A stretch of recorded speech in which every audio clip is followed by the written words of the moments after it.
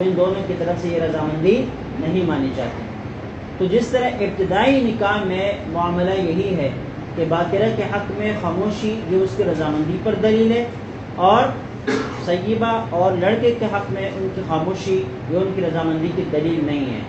تو اسی طرح بقائی نکاح کا معاملہ ہے۔ یہاں پہ خیاری بلوغ ہے، خیاری بلوغ میں لڑکی کو بتلا دیا گیا یا جو ہے لڑکی بالغ ہو گئی اور وہ باقرہ تھی، اور اس صورت میں وہ خاموش ہو گئی، تو اس کی یہ خاموشی ابتدائی نکاح میں رضامندی مانی جاتی ہے نا، یہاں بقائی نکاح میں بھی رضامندی مانی جائے گی۔ لیکن اگر لڑکے کو خیاری بلوغ حاصل تھا یا سیبہ لڑکی ہے اور اس کو خیاری بلوغ حاصل ہے، تو ایسی صورت میں ان کی خاموشی رضامندی پر دلیل نہ ہوگی جب تک وہ زبان سے اپنی رضامندی کا اظہار نہ کر دیں۔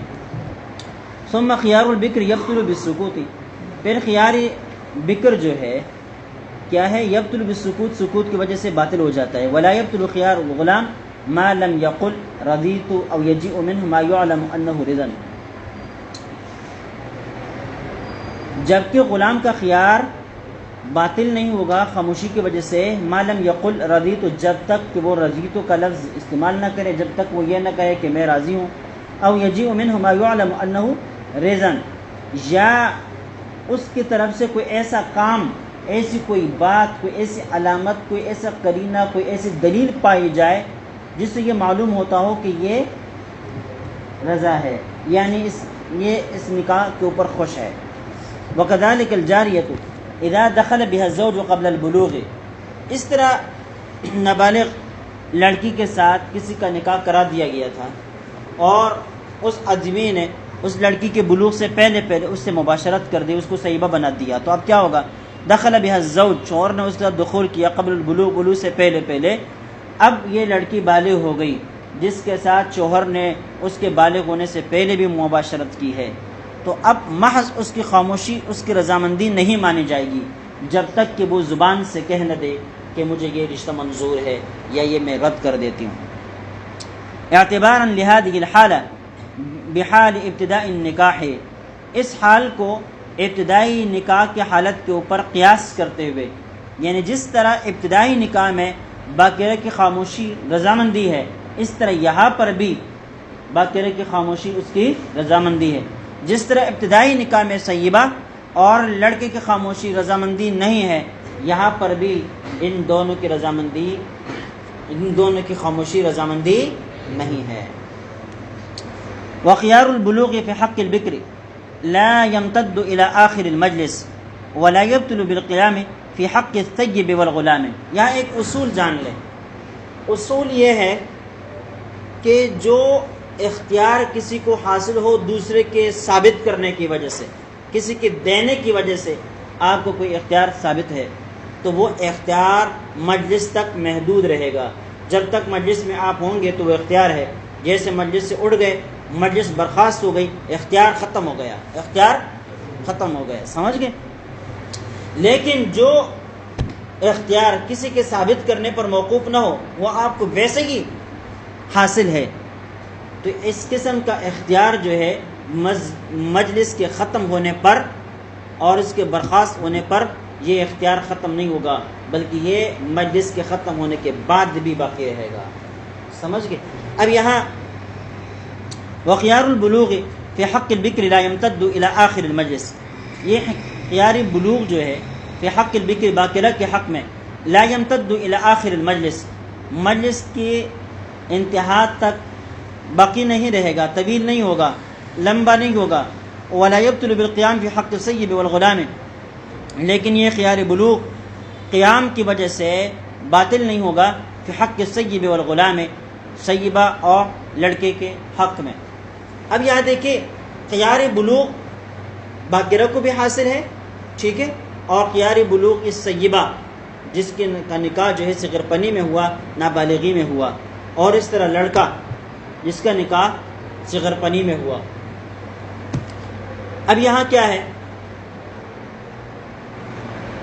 ایک مجلس کے اندر یہ باقرہ لڑکی بالغ ہو گئی، جیسے وہ بالغ ہو گئی فوراً اس کو ہاں یا نہ کہہ دینا چاہیے، رضامندی کا اظہار کر دینا چاہیے یا نکاح کو فسخ کر دینا چاہیے، ٹھیک ہے، یعنی اپنی ناراضگی کا اظہار کر دینا چاہیے۔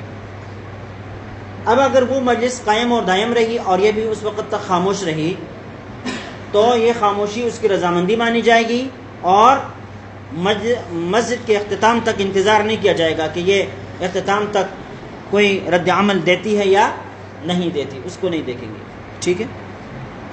کیوں؟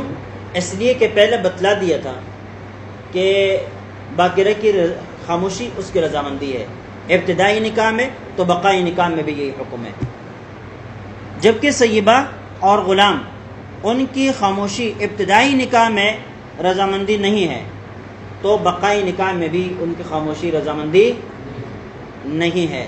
لہذا ان دونوں کا جو اختیار ہے یہ مجلس برخاست ہونے ختم ہونے کے ساتھ ختم نہیں ہوگا، بلکہ یہ اختیار باقی رہے گا جب تک یہ زبان سے اپنی رضامندی کا اظہار نہیں کرتے، ٹھیک ہے۔ لأنه ما ثبت بإثبات الزوج بل لتوهم الخلل، اس لیے کہ یہاں پر ان دونوں کو جو اختیار حاصل ہے یہ ما ثبت بإثبات الزوج، یہ اچھا دونوں کو خیار بلوغ باقرہ کو بھی اور ان حضرات کو بھی سب کو یہ جو اختیار ان کو حاصل ہے یہ کسی کے ثابت کرنے کی وجہ سے ثابت نہیں ہے، یہ کسی کے ثابت کرنے کی وجہ سے ثابت نہیں ہے، بلکہ یہ ان کو ذاتی طور پر اللہ کی طرف سے حاصل ہے، سمجھ گئے؟ جب اللہ کی طرف سے ذاتی طور پر ان کو حاصل ہے، کسی ثابت کرنے والے کے ثابت کرنے پر موقوف نہیں ہے، تو پھر کیا ہونا چاہیے؟ یا تو دونوں مجلس کے ساتھ محدود ہونے چاہیے یا دونوں مجلس کے بعد بھی باقی رہنے چاہیے، دونوں کے حق میں، باقرہ کے حق میں بھی اور سیبہ کے حق میں بھی۔ لیکن یہاں آپ کیا کر رہے ہیں؟ فرق کر رہے ہیں۔ ہم نے قاعدہ پڑھا کہ بھئی جو اختیار کسی کے ثابت کرنے پر موقوف ہو تو وہ مجلس تک محدود رہتا ہے، اور کسی کے ثابت کرنے پر موقوف نہ ہو بلکہ خود ملا ہوا ہو، ذاتی طور پر کسی کو حاصل ہو تو مجلس کے ختم ہونے تک محدود نہیں رہتا بلکہ مجلس کے بعد بھی باقی رہتا ہے۔ تو یہاں جو ان باقرہ کو جو خیار بلوغ حاصل ہے، سیبہ کو جو خیار بلوغ حاصل ہے، اس طرح غلام کو جو خیار بلوغ حاصل ہے، یہ شوہر کے ثابت کرنے پر یا کسی اور کے ثابت کرنے پر ثابت نہیں ہے بلکہ اللہ کی طرف سے ثابت ہے، سمجھ گئے؟ تو لہذا جس طرح پھر سیبہ کے حق میں خاموشی یہ اس کی رضامندی کی دلیل نہیں، اور یہی وجہ ہے کہ بعد المجلس میں ان کو اختیار حاصل رہتا ہے، تو باقرہ کو بھی کیا رہنا چاہیے؟ بعد المجلس اختیار باقی رہنا چاہیے۔ اب سمجھ گئے؟ یا کم از کم اتنا تو ہو کہ اختتام مجلس تک اس کو اختیار دیا جائے، اختتام مجلس تک اس کو اختیار دیا جائے، جبکہ آپ یہاں کہہ رہے ہیں کہ بھائی جیسے کہ وہ بالغ ہو جائے فوراً کیا کہے؟ اپنا رد عمل کا اظہار کر دے، ورنہ اس کا اختیار کیا ہو جائے گا؟ ختم ہو جائے گا۔ تو جواب دے رہے ہیں لأنه ما ثبت بإثبات الزوج، یہ خیار بلوغ جو ہے یہ شوہر کے ثابت کرنے سے ثابت نہیں ہوا، بل لتوهم الخلل، البتہ یہ جو ثابت ہوا ہے خلل کے توہم کی وجہ سے۔ ہو سکتا ہے کہ یہاں نکاح ایسا ہوا ہو کہ جس کے اندر نکاح کے جو مفادات ہوتے ہیں، مصالح ہوتے ہیں، ان مصالح اور مفادات کا لحاظ نہ رکھا گیا ہو، لہذا چونکہ ایک وہم ہے، اس وہم کی بنا پر ان حضرات کو یہ خیار بلوغ حاصل ہے، شوہر کے ثابت کرنے پر ثابت نہیں ہے، خود بخود ان کو یہ ملا ہوا ہے۔ وَإِنَّمَا يَبْطُلُ بِالرَّدَى، اچھا جب خود بخود ملا ہے تو ہم نے جو قاعدہ پڑھا اس قاعدے کے مطابق پھر مجلس کے ساتھ منحصر نہیں رہنا چاہیے اور خاموشی اس میں رضامندی نہیں سمجھ لینا چاہیے، تو پھر باقرہ کے حق میں آپ خاموشی کو رضامندی کیوں تصور کرتے ہیں اور مجلس کے بعد ان کو اختیار کیوں نہیں دیتے؟ تو اس کا جواب وَإِنَّمَا يَبْطُلُ بِالرَّدَى غَيْرَ أَنَّ السُّكُوتَ، یہاں سیبہ کے حق میں ہو یا باقرہ کے حق میں ہو یہ خیار بلوغ باطل ہو جائے گا رضامندی کے ظاہر ہونے پر۔ کس کے ظاہر ہونے پر؟ رضامندی کے ظاہر ہونے پر۔ اب رضامندی کا اظہار کیسے ہوگا؟ یہ مختلف لوگوں کے اعتبار سے مختلف ہوتا ہے، مختلف لوگوں کے اعتبار سے مختلف ہوتا ہے، لہذا باقرہ کے حق میں اظہار رضامندی کی صورت کچھ اور ہوگی، اور سیبت کے حق میں اظہار رضامندی کی صورت کچھ اور ہوگی۔ باکرہ کے حق میں اظہار رضامندی کی صورت سکوت البکر رضان، اس کی جو خاموشی ہے یہ اس کی رضامندی ہے، یہ اظہار رضامندی کی صورت ہے، سمجھ گئے؟ بخلاف خیار العتق، خیار عتق کے برخلاف، لأنه ثبت بإثبات المولا۔ اچھا، خیار عتق میں غلام کو یا باندی کو خیار عتق حاصل رہتا ہے جب غلام آقا اس کو آزاد کر دیں، تو وہ مجلس تک محدود رہے گا، وہ مجلس تک محدود رہے گا۔ کیوں؟ لأنه ثبت بإثبات المولا والإعتاق، اس لیے کہ وہ آقا کے ثابت کرنے کی وجہ سے ثابت ہے، خود ثابت نہیں۔ آقا اس کو آزاد نہ کرتا تو اس کو یہ خیار نہ ملتا، آقا نے اس کو آزاد کیا تو اس کو یہ خیار مل گیا۔ اب بات سمجھ میں؟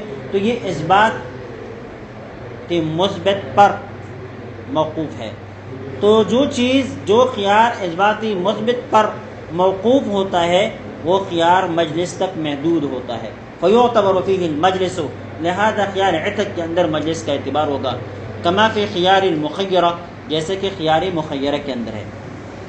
مخیرہ وہ عورت ہے جس کو شوہر اس بات کا اختیار دیں کہ بھائی تو اپنے آپ کو اختیار کر لے، اختیاری نفس کے، تو اپنے آپ کو اختیار کر لے، مطلب طلاق دینا چاہے اپنے آپ کو طلاق دے دے، اگر رہنا چاہے تو میرے پاس رہے۔ اب یہ جو اختیار شوہر کی طرف سے عورت کو مل رہا ہے، عورت کو یہ اختیار صرف اسی مجلس تک حاصل رہے گا، جب مجلس سے اٹھے گی تو شوہر نے جو اختیار دیا ہے وہ ختم ہو جائے گا۔ کیوں؟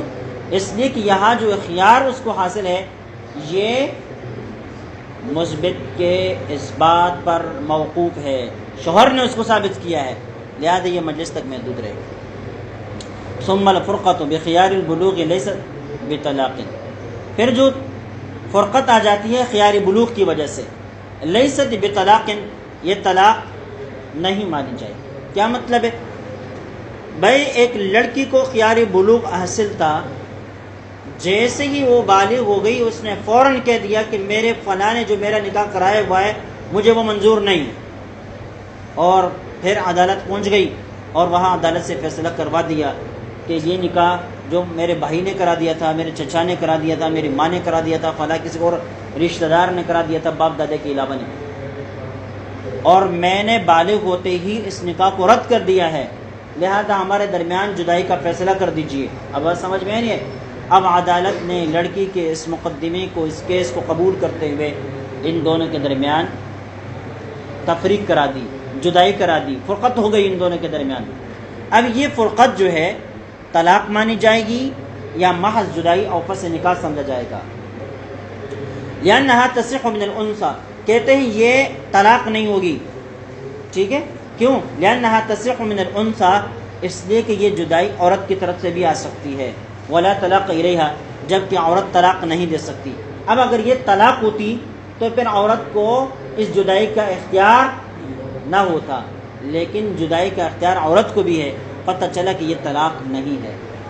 وقضا بخیار العتق، اس طرح خیار عتق کے ذریعے سے جو جدائی آتی ہے وہ بھی طلاق نہیں ہوتی، لما بینا، جیسے کہ ابھی ہم نے بیان کر دیا۔ بخلاف المخیرہ، مخیرہ کے برخلاف، کیوں؟ یعنی مخیرہ اگر آپ نے آپ کو اختیار کر دیتی ہے، شوہر نے بیوی سے کہا اختیاری نفس کے، اپنے آپ کو اختیار کر لو، مجلس کے اندر بیٹھ کر عورت نے کہا اختیار تو نفسی، میں نے خود کو اختیار کر دیا، تجھ سے جدائی چاہتی ہوں، بات سمجھ میں نہیں ہے؟ یہاں جو جدائی آئے گی یہ طلاق کی صورت ہوگی، اس کی صورت ہوگی طلاق کی۔ کیوں؟ لأن الزوج هو الذي ملكها، اس لیے کہ یہاں شوہر ہی نے اس عورت کو اس طلاق کا مالک بنا دیا ہے، ٹھیک ہے؟ والمالک للطلاق، اور چونکہ شوہر طلاق کا مالک ہے لہذا یہ مالک کی طرف سے یہ گویا طلاق واقع ہو رہی ہے، تو یہ طلاق ہوگی۔ بالفاظ دیگر مخیرہ کے اختیار کرنے کی بنا پر جو جدائی آتی ہے وہ طلاق شمار ہوگی، لیکن خیار بلوغ اور خیار عتق کی بنا پر جو جدائی آتی ہے وہ طلاق شمار نہیں ہوگی۔ دونوں میں فرق یہ ہے کہ بھئی ایک شخص اپنی بیوی کو جب طلاق دے دیتا ہے ان دونوں کے درمیان جدائی آ جاتی ہے، پھر دوبارہ نکاح کر دیتے ہیں یا شوہر رجوع کرتا ہے، تو اس کے بعد پھر شوہر کو 3 کی بجائے 2 طلاقوں کا اختیار ہوتا ہے، ٹھیک ہے۔ اور اگر یہ قبل دخول ہو، ٹھیک ہے، تو پھر شوہر کے اوپر نصف مہر لازم آتا ہے طلاق کی صورت میں۔ اگر مہر مقرر کر دیا ہو اور پھر کیا ہے دخول سے پہلے طلاق دے دی جائے تو پھر کیا آتا ہے نصف مہر آتا ہے۔ مہر مقرر نہ کیا ہو تو متع آتا ہے۔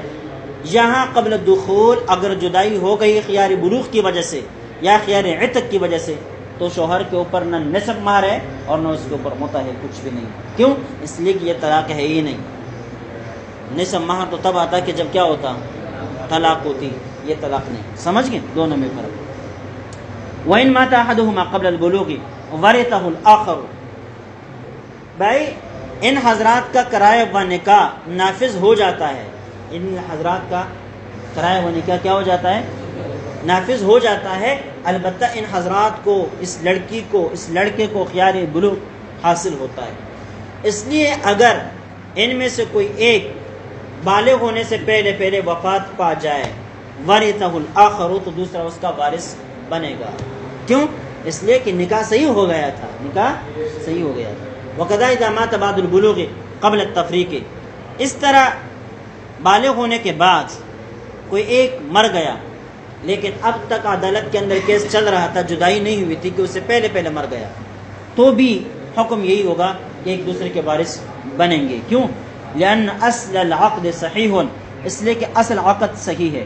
والملک الثابت به قد انتهى بالموت، اور جو ملک اس اصل عقد کی وجہ سے ثابت ہے قد انتهى بالموت، وہ کیا ہو گیا موت کی وجہ سے اپنے انتہا تک پہنچ گیا۔ اور اصول یہ ہے کہ جب کوئی چیز اپنے انتہا تک پہنچتی ہے تو وہ مستحکم ہو جاتی ہے۔ کیا ہو جاتی ہے؟ لہذا موت کی وجہ سے عقد انتہا تک پہنچ گیا، لہذا اور مضبوط طور پر ثابت ہو گیا۔ جب مضبوط طور پر اور مستحکم طور پر ثابت ہو گیا تو ایک دوسرے کے وارث بنیں گے۔ بخلاف مباشرت الفضولی اذا مات احد الزوجین قبل الاجازہ، بخلاف اس صورت کے کہ جب فضولی کسی کا نکاح کرائے اور پھر اجازت سے پہلے ان میاں بیوی میں سے کوئی ایک وفات ہو جائے تو ایک دوسرے کے وارث نہیں ہوں گے۔ کیوں؟ لأن النکاح تمتا موقوف، اس لیے کہ فضولی کا کرائے ہوا نکاح منعقد نہیں ہوتا، صحیح نہیں ہوتا، بلکہ وہ موقوف رہتا ہے ان کی اجازت پر۔ فیبطل بالموت، لہذا موت کی وجہ سے اب وہ نکاح باطل ہو گیا۔ سمجھ گئے؟ کیونکہ وہ موقوف تھا، اب جب ایک مر گیا تو اجازت کا تصور نہیں ہے۔ جب اجازت کا تصور نہیں ہے تو فیبطل بالموت، موت کی وجہ سے وہ نکاح باطل ہو جائے گا۔ وہاں ہونا نافذ یتقرر به، اور یہاں چونکہ نکاح نافذ ہے تو موت کی وجہ سے اور مستحکم اور مضبوط ہو جائے گی۔ ٹھیک ہے۔ قال ولا ولایت لعبد ولا صغیر ولا مجنون، غلام کو ولایت حاصل نہیں، بچے کو ولایت حاصل نہیں، مجنون کو ولایت حاصل نہیں۔ یہ حضرات کسی کا نکاح نہیں کرا سکتے، یہ اپنا نکاح خود نہیں کر سکتے، دوسرے کو کیا کرا دیں گے؟ لأنه لا ولایت لهم على انفسهم، اس لیے کہ ان حضرات کا اپنے اوپر اختیار نہیں ہے، ان حضرات کو اپنے اوپر کوئی ولایت حاصل نہیں ہے۔ فاولا الا يثبت على غيرهم، تو جب ان کو اپنی ذات کے اوپر ولایت حاصل نہیں ہے تو ان کی ولایت غیر کے اوپر بدرجہ اولا نہیں ہوگی۔ ولأن هذه ولایت ندریہ، دوسری بات یہ ہے کہ یہاں جو ولایت حاصل ہوتی ہے باپ کو، دادے کو وغیرہ دیگر رشتہ داروں کو، اس میں شفقت کا پہلو مد نظر ہوتا ہے۔ جیسے کل میں نے آپ کو بتلا دیا تھا کہ یہ پورا باب جو ہے ایک اصول پر چلتا ہے، وہ کیا ہے؟ اصول کہ ولایت الولی منوطۃ بالمصلحہ، سمجھ گئے؟ ولی کی ولایت وہ مصلحت کے ساتھ دائر ہے، مصلحت کے ساتھ بندھی ہوئی ہے۔ اگر وہ مصلحت ہے تو ٹھیک ہے ولایت بھی حاصل ہے، مصلحت نہیں ہے تو ولایت بھی حاصل نہیں۔ ان حضرات کو اپنے ذات کے اوپر کوئی مصلحت بھی نہیں، اپنے فیصلے نہیں کر سکتے تو دوسرے کے فیصلے کیا کیسے کر سکیں گے؟ ولا نظر فی التفویض الی ہؤلاء، اور ان حضرات کو ولایت دے کر اس میں کوئی شفقت والی بات نہیں ہے. ولا نظر، اور کوئی شفقت نہیں ہے فی التفویض الی ہؤلاء کہ ولایت ان حضرات کی تفویض کر دی جائے، سپر کر دی جائے. یا ایک بات سمجھیں، ولایت کی دو قسمیں ہوتی ہے، ایک ولایت قاصرہ، ایک ولایت متعدیہ.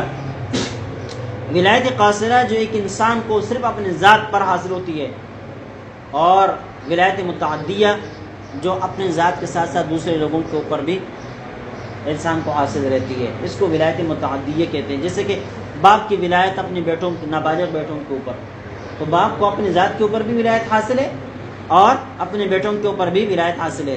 یہ ولایت متعدیہ ہے. اور اصول یہ ہے کہ ولایت متعدیہ کی بنا ولایت قاصرہ کے اوپر ہے.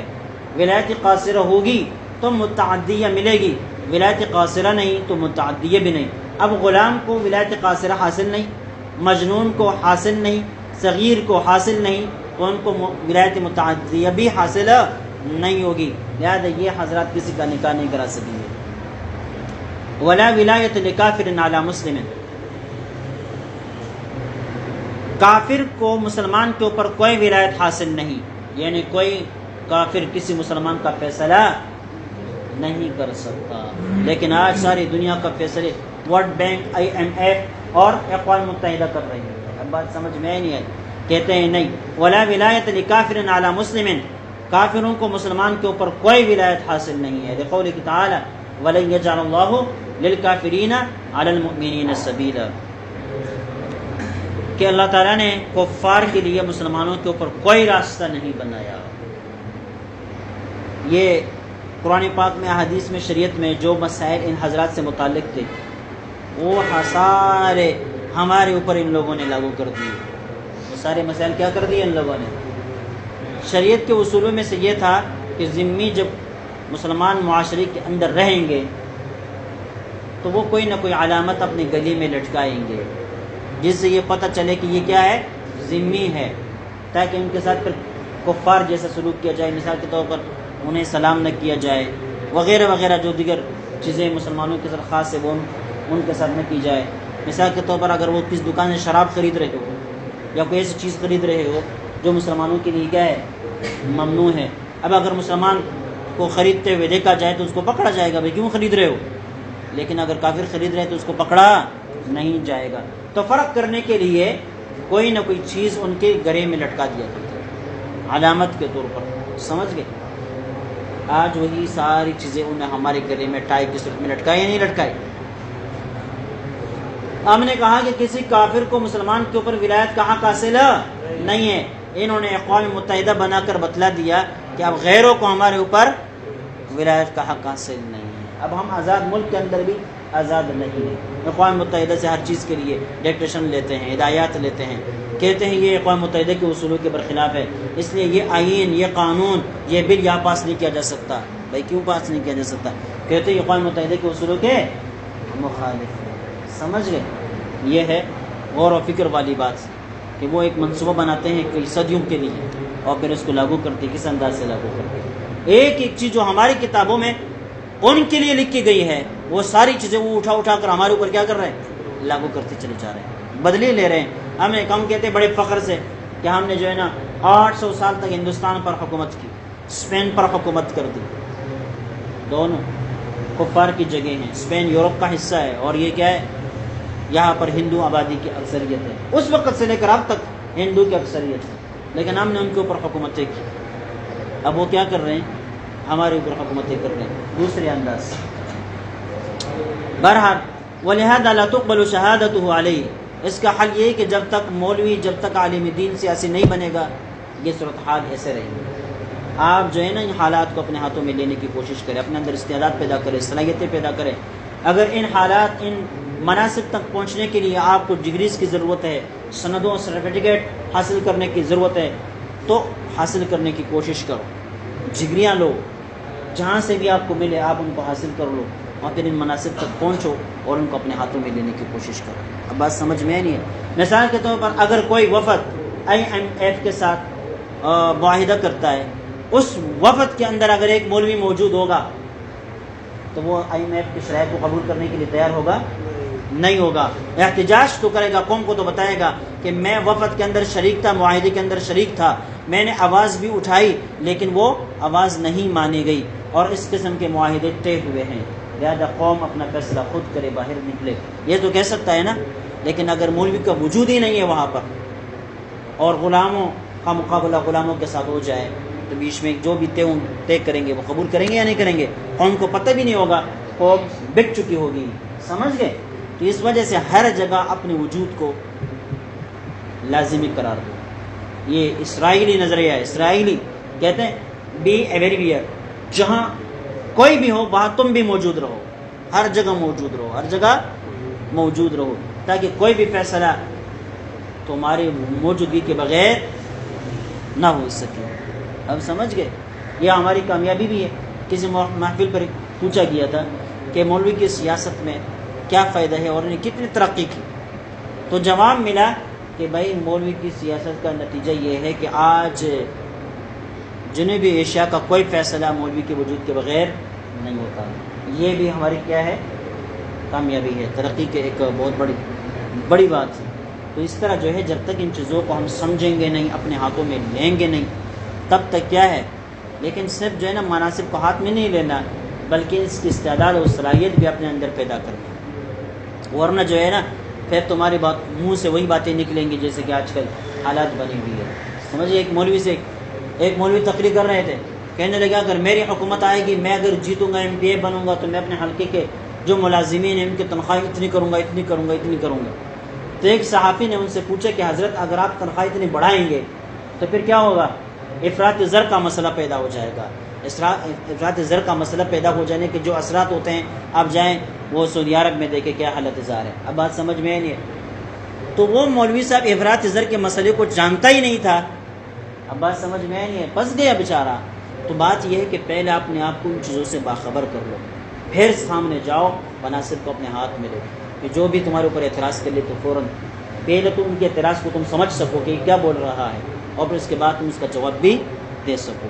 بہرحال وَلِهَذَا لَا تُقْبَلُ شَهَادَةُ عَلَيْهِ، لہذا کسی کافر کی گواہی کسی مسلمان کے خلاف قابل قبول نہیں ہے۔ وَلَا يَتَوَارَثَانِ، اور یہ دونوں ایک دوسرے کے وارث بھی نہیں بنیں گے۔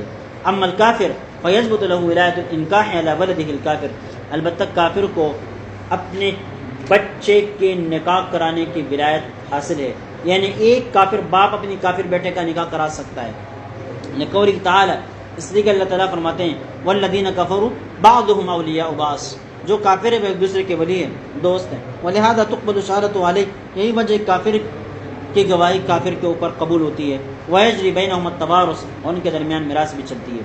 ولغیر العصبات من الاقارب ولایۃ تزویج عند ابی حنیفہ، عصبات کے علاوہ جو باقی رشتہ دار ہیں، امام ابو حنیفہ رحمہ اللہ کے نزدیک ان کو بھی نکاح کرانے کا حق اور ولایت حاصل ہے۔ معنی عند عدم العصبات، مطلب یہ کہ جب عصبات نہیں ہیں، باپ نہیں ہے، بیٹا نہیں ہے، دادا نہیں ہے، چچا نہیں ہے، چچا کی اولاد نہیں ہے، بھائی نہیں ہے، غیر عصب ہے، ذوی الارحام میں سے ہیں، خالو ہے، ماموں ہے، وغیرہ وغیرہ، اب یہ حضرات نکاح کرا سکتے ہیں یا نہیں کرا سکتے؟ تو ہمارے نزدیک یہ لوگ بھی کیا کر سکتے ہیں؟ نکاح کرا سکتے ہیں۔ وہذا استحسان، یہ استحسان کا مسئلہ ہے۔ وقال محمد لا تثبت، امام محمد فرماتے ہیں کہ ان حضرات کو ولایت حاصل نہیں ہے، چاہے عصبات میں سے کوئی ولی ہو یا نہ ہو۔ والقیاس، وہی قیاس کا تقاضا بھی ہے۔ وہ روایت عن ابی حنیفہ، یہی امام ابو حنیفہ کی ایک روایت بھی ہے۔ وقول ابو یوسف فی ذلک مسترب، امام ابو یوسف کا قول اس بارے میں مسترب ہے۔ بعض حضرات کہتے ہیں کہ وہ امام ابو حنیفہ کے ساتھ ہے، اور بعض حضرات کہتے ہیں کہ نہیں وہ امام محمد کے ساتھ ہے۔ والاشہر انہ مع محمد، لیکن مشہور یہ ہے کہ اس مسئلے میں امام ابو یوسف امام محمد کے ساتھ ہے کہ عصبات کے علاوہ باقی کسی اور کو ولایت تزویج حاصل نہیں ہوگی۔ لہما، صاحبین کے دلیل ما روینا، وہ ہے جو ہم نے اوپر ذکر کر دیا کہ وہ اس کے مطابق ہے، قیاس کے مطابق ہے۔ ولأن الولایت انما تثبت صونا للقرابة عن نسبت غیر الکف الیہا، دوسری بات یہ ہے کہ ولایت جو حاصل ہوتی ہے یہ قرابت کی حفاظت کے لیے ثابت ہوتی ہے، عن نسبت غیر الکف الیہا، کہ غیر کف کی نسبت اس خاندان کی طرف نہ ہو سکے، غیر کف آدمی اس کے اندر داخل نہ ہو سکے، اس کے تحفظ اور حفاظت کرنے کے لیے ولایت حاصل ہوتی ہے۔ وَيَنْ عَصَبَاتِ السِّيَانَةِ، اب عصبات کی طرف تو سیانت ہے، کیونکہ عصبات تو یہ دیکھیں گے کہ بھائی ہمارے خاندان میں کوئی دوسرا آدمی داخل نہ ہو، اس وجہ سے یہ حضرات کہتے ہیں کہ عصبات کے علاوہ باقی کو ولایت حاصل نہ ہوگی۔ وَلَأَبِي حَنِيفَةَ أَنَّ الْوِلَایَةَ نَظْرِیَّہ، امام ابو حنیفہ فرماتے ہیں کہ دیکھیں صرف عصبہ کا مسئلہ نہیں ہے، نظر کا، شفقت کا معاملہ بھی ہے۔ وَالنَّظْرُ يَتَحَقَّقُ بِالتَّفْوِيضِ إِلَى مَنْ هُوَ الْمُخْتَصُّ بِالْقَرَابَةِ الْبَاعِثَةِ عَلَى الشَّفْقَةِ، کبھی کبھی یہ شفقت متحقق ہو جاتی ہے بالتفویض الی من، اس شخص کے سپرد کر دینے کی صورت میں بھی، من هو المختص بالقرابہ، جو قرابت کے ساتھ مخصوص ہو، الباعثۃ علی الشفقہ، جو شفقت کے اوپر انسان کو ابارتی ہے۔ اب بات سمجھ میں، قرابت عصبہ کی صورت میں نہ بھی ہو، محض قرابت داری ہو، رشتہ داری ہو، تو محض قرابت داری اور رشتہ داری بھی کبھی کبھی انسان کو شفقت پر کیا کر دیتی ہے، ابار ہی دیتی ہے۔ لہذا عصبات کے علاوہ جب عصبات موجود نہیں ہوں گے تو غیر عصبہ کو بھی، قریبی رشتہ داروں میں سے غیر کو بھی یہ ولایت حاصل رہے گی، سمجھئے۔ ومن لا ولی لہا یعنی العصبہ من جہت القرابہ،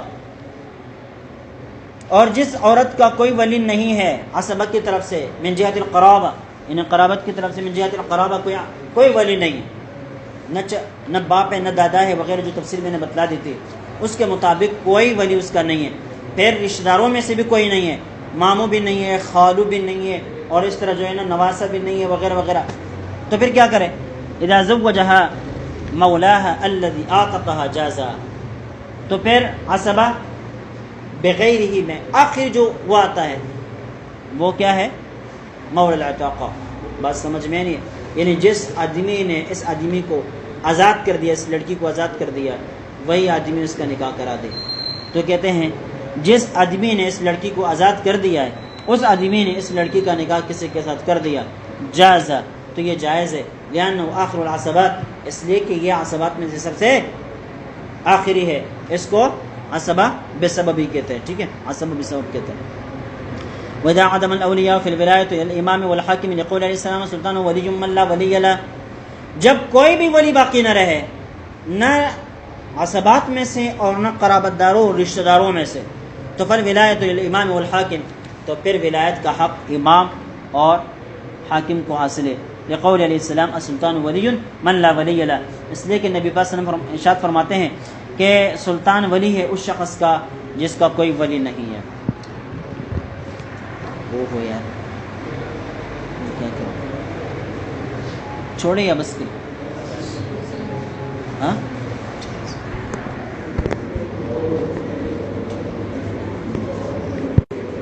یہاں اتنی بات سمجھے، یہاں جو ہے نا امام کا لفظ بھی استعمال کیا اور حاکم کا لفظ بھی استعمال کیا ہے، تو دونوں کے درمیان یہ فرق ہے کہ امام سے مراد یہاں پر خلیفہ ہے جو بڑا وزیر اعظم ہوتا ہے، سمجھ گئے، اور حاکم سے مراد یہاں علاقے کا جو ذمہ دار ہوتا ہے، جیسے قاضی حضرات بنائے جاتے ہیں یا وزیر اعلیٰ یا گورنر ہے، جن کو نکاحوں کا اختیار وغیرہ دیا گیا ہے حکومت کی طرف سے، خلیفہ کی طرف سے، تو یہ کیا کہلاتے ہیں؟ حاکم کہلاتے ہیں، ٹھیک ہے۔ تو سب سے پہلی بات تو یہ ہے کہ رشتہ دار و عصبہ ہو، پھر رشتہ دار وہ نہ ہو، تو پھر حاکم یعنی خلیفہ وقت کا جو امامت کبریٰ کے مقام پر حاصل ہے، اس کو یہ مقام حاصل ہے کہ وہ نکاح کرائے، لیکن اگر وہ نہیں نکاح کرا سکتا مصروفیت کی وجہ سے، تو اپنے نائبین کو بھی بنا سکتا ہے کسی بھی علاقے کے لیے۔ ہمارے یہاں بھی نکاح خان رجسٹرار حضرات بڑی تعداد میں ہیں، تو یہ بھی حکومت سے رجسٹر ہوتے ہیں، لہذا ان کا کرایہ و نکاح کا بھی